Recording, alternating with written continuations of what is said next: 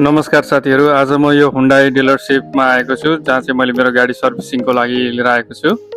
गाडी सर्भिसिङ राख्ने यो एरिया हजुरले देख्न सक्नुहुन्छ।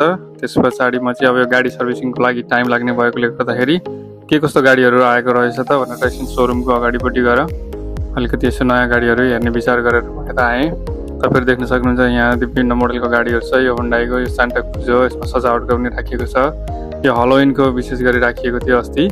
तपाईँ देख्न सक्नुहुन्छ यो डाइनेसरको डिजाइन रहेको, अनि यो स्केल्टन, यो मानव कङ्कडहरू हेर्नु धेरै अग्लो न अग्लो छ, देख्दा पनि डर लाग्छ। यो त रातिदेखि हुने निकै डर लाग्दो छ। त्यसै गरी अर्को गाडीमा देख्न सक्नुहुन्छ यो अक्टोपस छ, अक्टोपसलाई सजाएर राखिएको छ देख्न सक्नुहुन्छ। त्यसै गरी अर्को गाडीमा पनि डाइनेसरको मोडल राखिएको छ र यसरी गाडीहरूलाई चाहिँ अलि आकर्षक तरिकाले सजाएर राखेर मार्केटिङको लागि गरिएको छ। अब गाडी सर्भिसिङलाई अझै टाइम लाग्ने भएकोले गर्दाखेरि चाहिँ म चाहिँ अब यता वेटिङ एरियातिर आएँ मैले।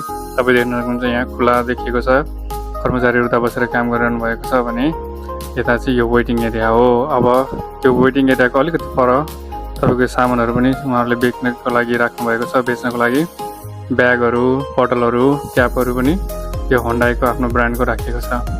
यो अहिलेको यो वेटिङ एरिया भइहाल्यो जहाँ चाहिँ बसेर तपाईँ टिभी पनि हेर्न सक्नुहुन्छ।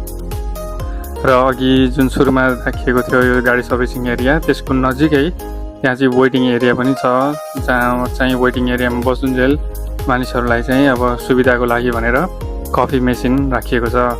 यहाँ चाहिँ विभिन्न प्रकारका कफीहरू छ, आफ्नो इच्छाअनुसारको डिफ्रेन्ट मोडल डिफ्रेन्ट टेस्टको कफीहरू छ। सानो स्न्याक्स छ देख्न सक्नुहुन्छ। त्यसै गरी वाटर बोतल राखिएको छ, कोक, ड्रिङ्कहरू, सोडाहरू पनि राखिएको छ।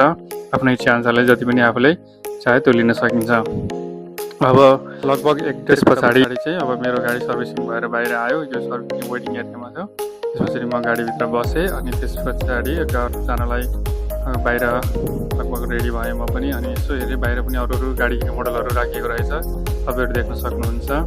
अब यो भिडियो कस्तो लाग्यो, तपाईँहरूलाई मन पर्यो, के कस्तो छ कमेन्ट गर्नुहोला। अरू केही सल्लाह सुझाव भए त्यो पनि कमेन्ट गरिदिनु होला।